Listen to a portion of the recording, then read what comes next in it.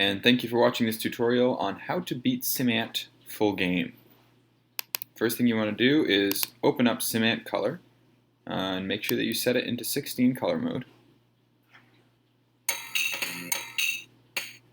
And enjoy the theme music.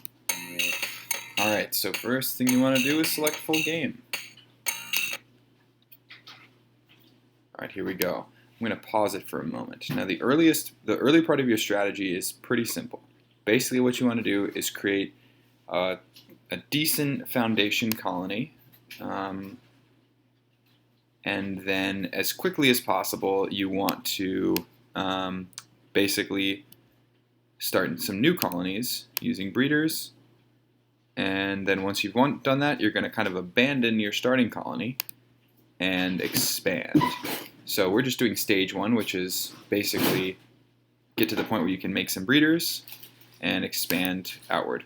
So I'm not going to worry about behavior control right now. I'm just going to leave it on auto. I am going to change to 100% workers because, again, we just want to get started. Now there's a spider right on top of the food, which is pretty annoying. But you start with your queen and you double click to dig a nest. So if you leave it on pause, what's kind of cool about that is that if you issue a command, the game will resume just long enough for you to do what you're trying to do. So I'm going to start a nest right over there. And I'm doing it because it's basically as close to the food as possible. Alright, she's going to dig. And then I'm going to start my brood. And again, since it's paused, when I'm not doing anything, the game is paused. Alright, I've got a worker. So basically your goal in the short term is just to collect as much food as possible and wait for your queen to... Maybe I didn't need to make my hole so big, but basically wait for your colony to grow. So you're doing all the legwork. So it's not very exciting. Might kick it up a notch here.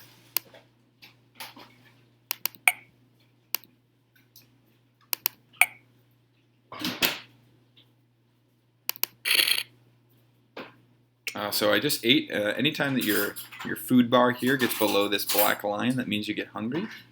So next time I'll show you what that's all about. But in that instant, instead of picking up the food, you just eat it.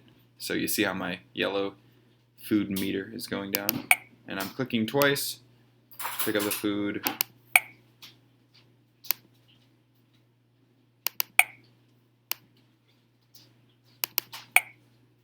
Worker was born. And now the worker will naturally join in, because if you look at black trail, you notice that there's some trails around here, which will tell the other ants to come over. In fact, I might go up a little ways. Oh, so again, the food bar got below the black line, and so double-clicking on the food caused me to eat it. So going back in here, I went up further here so that it would create a trail scent. See how it did that? Like if I go way up high, it creates a trail scent. And that way the other workers will know where to go. Now you see there's all this trail scent here. So again, I'm just continuing to collect food because that's going to help the queen eat so she can grow the colony. Once I get to a certain point, I'm going to switch over to breeders. So that we can expand to new terrain.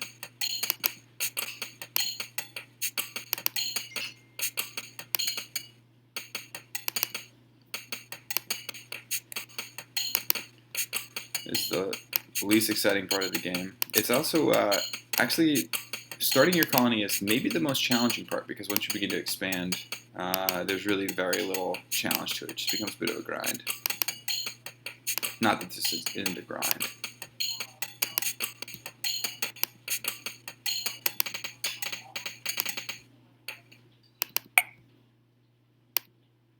Again, just collecting food. If I pop over to the map, that gives you some intelligence. So the red colony is, it has more folks than we do, but they're already working on breeders, which is kind of silly.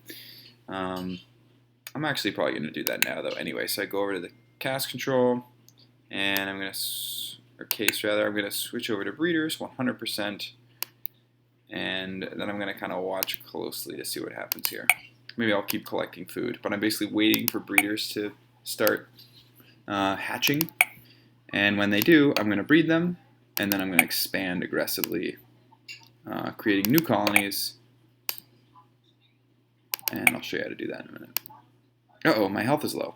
So see, it tells me, and if you look over at my health bar, again, the yellow's gotten below the black bar, so now the next time I double click on food, instead of picking it up, it's going to eat it, so I've eaten it.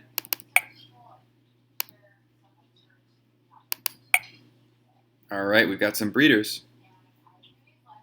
So at this point I'm going to go back to map so that I can see, sometimes there's a delay, it hasn't picked up yet, but I think we only have one breeder, so I'm going to keep collecting food because you need at least one queen, new queen, and one male in order to start breeding, or start mating. This soundtrack is so good.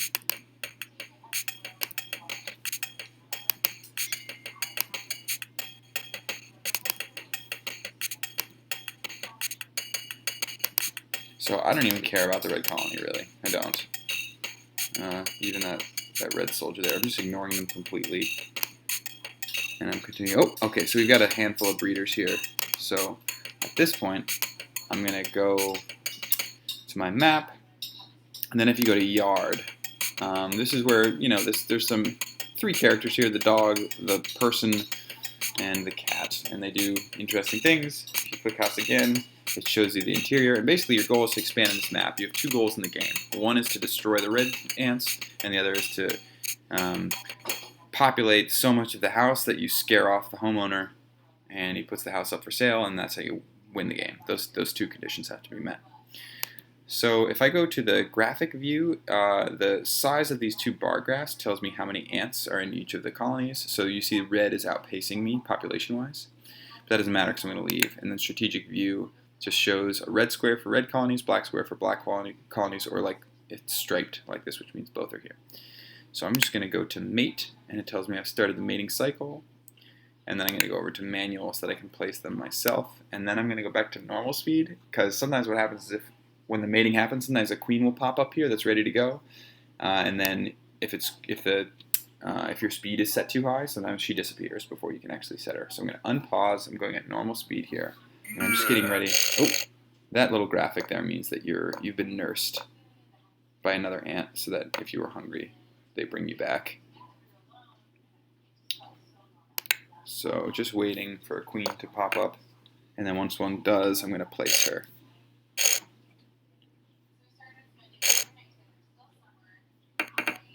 I'm waiting patiently.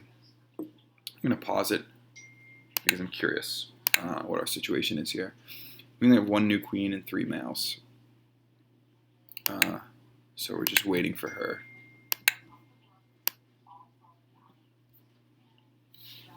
To show up here.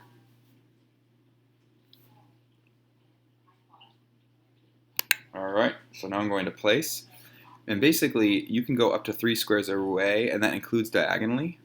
So notice I'm kind of 3 diagonal squares away here. You can't place anywhere beyond that. But so you have kind of this big radius here. I'm just going to place her way up here. And I'm going to pause here. So basically at this point, what you need to know is that colonies that aren't controlled by you, so this one, since I just placed it, it's a new colony, and it's actually controlled by the computer. And computer-controlled colonies perform way better than user-controlled colonies. So just by placing this one's going to do super, super well. And eventually, once it does really well, I'm going to move to that, then shift over to breeding there, and I'm going to kind of expand outward. And I don't care about this red colony. I'm just going to let it be. At this stage in the game, it doesn't really behoove you to destroy the red ants, because if you do, somewhere over here, a new red colony will start, just to kind of prevent you from winning right off the bat. So it makes sense just to kind of leave them here. And in fact, if they destroy the black colony here eventually, that's actually great, because if you completely surround this spot in black colonies, the red menace really won't even expand at all. so they'll become easy to destroy later on when you just have the strength of numbers. So you could continue the mating cycle. I'm going to see here. Okay, I've got a lot of queens now and males, so I'm just going to round this out. I'm going to unpause, and I'm just going to try and place the rest. But by doing the graphic view, you're going to see how quickly it expands. Oh, we got 2 queens ready to go. I'll place one there, and I'll place another. You'll see how already they're doing better than we are, and that makes sense too because it's if there was a red colony here as well, the black colony wouldn't do so well. I don't think. Like the computer wouldn't do quite as well if it's sharing the spot with a red. But you see how quickly they grow, and that's going to be great because when we move there and then switch over to making breeders, it's just going to happen so much more quickly and so much more effectively.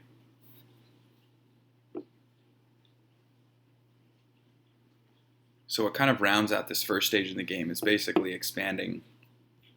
And I'm going to go back to patch so I can see what's going on here to the surface. We still have a lot, so I'm actually going to just keep reading. And just create as many new colonies as I can.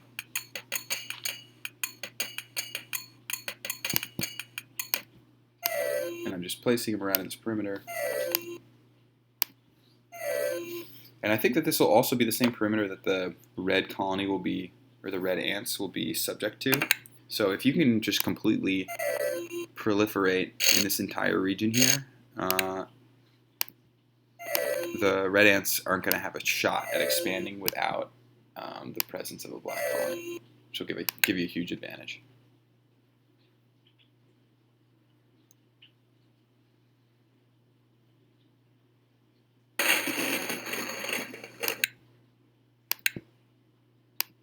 Alright, at this point I'm going to call it quits, and I'm just going to look for a big spot. Oh, maybe place one more here. I'm just going to expand out to here, and I'm transferring to that colony. And so now I'm in a new spot. So if you look here, you see you have so many ants. And at this point, I'm going to pause, and I'm going to finish the first video. You finished tutorial 1. The goal was just to expand out from your original colony. Ooh, why don't I just place one more for good measure. Alright, thanks for watching. Move on to video 2 to see what to do next.